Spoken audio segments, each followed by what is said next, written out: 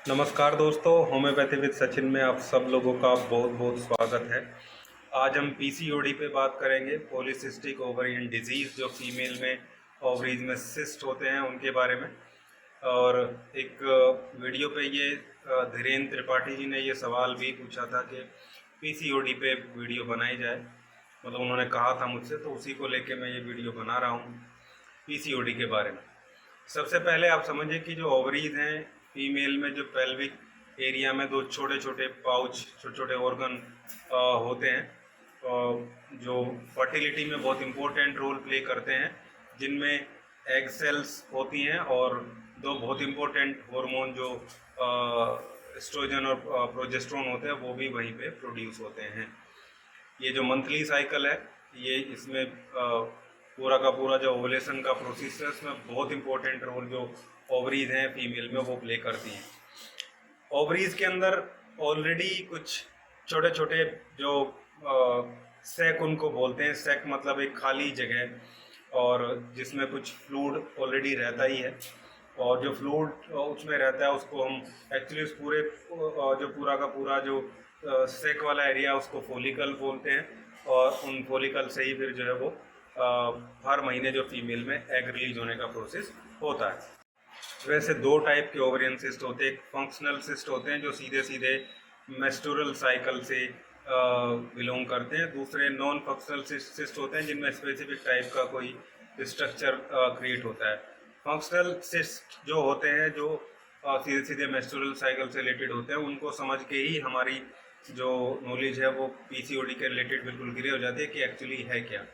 तो जो फॉलिकल मैंने बताया ओवरीज में जिनसे एग रिलीज होता है हर मंथ में, कई बार क्या होता है कि उनसे मेंस्ट्रुअल साइकिल के दौरान किसी फॉलिकल से अगर एग रिलीज ना हो तो वो उसी के अंदर फ्लूइड का एक्यूमुलेशन, उसके अंदर ही फ्लूइड का भरना शुरू हो जाता है और वो अपने आप में एक फ्लूइड फिल्ड एक सैक मतलब एक खाली एरिया बन जाता है जो सिस्ट जैसा, छोटे गुब्बारे जैसा वहाँ पे देखने को मिलता है। इसको हम फॉलिकुलर सिस्ट कहते हैं। अल्ट्रासाउंड की रिपोर्ट में आप लोग देखते भी हैं कि लिखा होता है कि स्मॉल इतने साइज का फॉलिकुलर सिस्ट देखने को मिल रहा है, तो फॉलिकुलर सिस्ट का मतलब है कि वहाँ से एग रिलीज नहीं हुआ है। दूसरा होता है कार्पस ल्यूटियम सिस्ट। अब कार्पस ल्यूटियम सिस्ट क्या है उसको भी समझना जरूरी है। फॉलिकल से एग रिलीज नहीं हो रहा है तो फॉलिकुलर सिस्ट है, लेकिन एग रिलीज हो चुका है और फॉलिकुलर से एग रिलीज होने के बाद में फॉलिकल, ऐसे हम बोल सकते हैं कि फॉलिकल कार्पस ल्यूटियम में कन्वर्ट हो जाता है, एक ग्रुप बन जाता है, उस ग्रुप को ही कार्पस ल्यूटियम ग्रुप बोलते हैं हम। और इस कार्पस ल्यूटियम ग्रुप में या इस कार्पस ल्यूटियम में अगर कोई फ्लूइड फिल्ड हो जाए तो इसी को हम कार्पस ल्यूटियम सिस्ट बोलते हैं। तो ये दो फंक्शनल सिस्ट हो गए हमारे, एक हुआ फॉलिकुलर सिस्ट, दूसरा हुआ कार्पस ल्यूटियम सिस्ट। इसके अलावा कुछ नॉन फंक्शनल सिस्ट भी देखने को मिलते हैं जिनमें डर्मोइड सिस्ट बहुत ज़्यादा जो है देखने को मिलता है। दूसरा एंडोमेट्रियोमास है।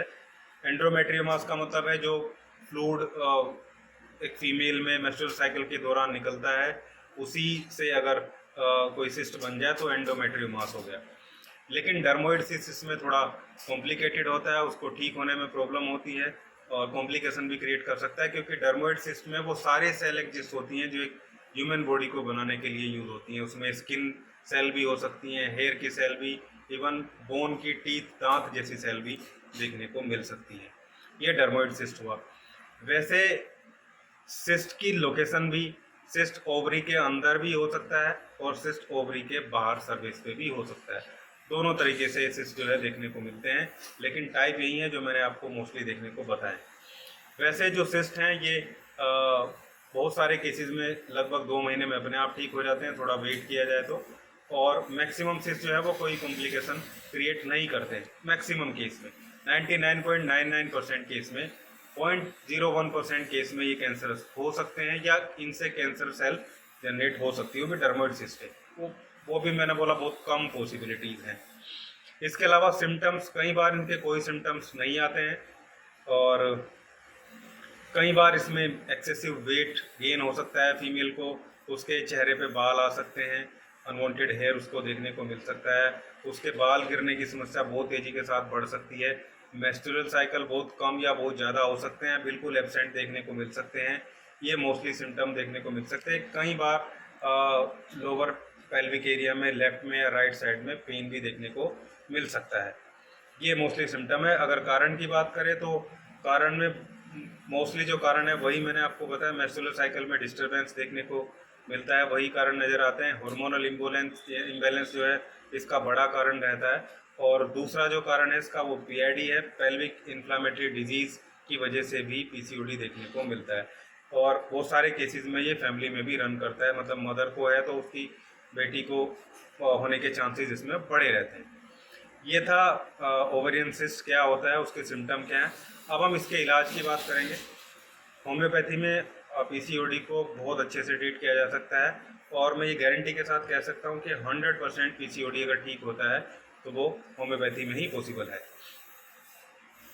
अब ट्रीटमेंट शुरू कर रहे हैं, उससे पहले मैं एक अपील आप लोगों से करूंगा। अगर आप लोग चैनल पे नए हैं, अभी तक आप लोगों ने चैनल को सब्सक्राइब नहीं किया, तो प्लीज़ एक बार चैनल को सब्सक्राइब ज़रूर करिएगा। तो सबसे पहली जो मेडिसिन है वो सभी को लेनी है। बाकी कुछ मेडिसिन मैं सिम्टोमेटिकली बताऊंगा जो केवल सिम्टम के अकॉर्डिंग लेनी है, और कुछ मेडिसिन जो सभी को लेनी है। तो पहली मेडिसिन जो है वो सभी को लेनी है, ओफोरिनम 6 पोटेंसी की 2 बूंदें जीभ पे दिन में 3 बार सभी फीमेल को देनी है। दूसरी रेमेडी है एक मदर टिंचर का कॉम्बिनेशन है, ये भी सभी फीमेल को देना है। और इसके अलावा जो बताऊंगा वो सब सिम्टोमेटिक है, केवल एक रेमेडी लेने से ही ये ठीक होता है। इसमें जे अशोका का मदर टिंचर, गोसीपीएम का मदर टिंचर, इन दोनों को आपस में मिक्स कर लेना है। मिक्स करके इसकी 10-10 बूंदें दिन में 3 बार लेनी है। ये तो हो गया मदर टिंचर का कॉम्बिनेशन, और एक मेडिसिन ऑफोरिनम जो सभी को लेनी है। पहली मेडिसिन है पल्सेटिला 200। ये जब यंग एज में यंग गर्ल्स को, अनमैरिड फीमेल को पीसीओडी की प्रॉब्लम रहती है, मेंसेस बहुत लेट स्टार्ट होते हैं या कई बार गैप हो जाता है थोड़े दिन का, तो उस केस में पल्सेटिला 200 पोटेंसी की 2 बूंदें जीभ पे दिन में 1 बार ऐसा करके कुछ दिन तक लगातार लेनी होती है। इसमें एक और सिम्टम रहता है ऐसी फीमेल में कि इनको रोना बहुत जल्दी आता है, इनको पल्सेटिला ही आपको देना है। दूसरी मेडिसिन है कैलकेरिया कार्ब 200 पोटेंसी, इसको केवल सप्ताह में 1 बार लेना है।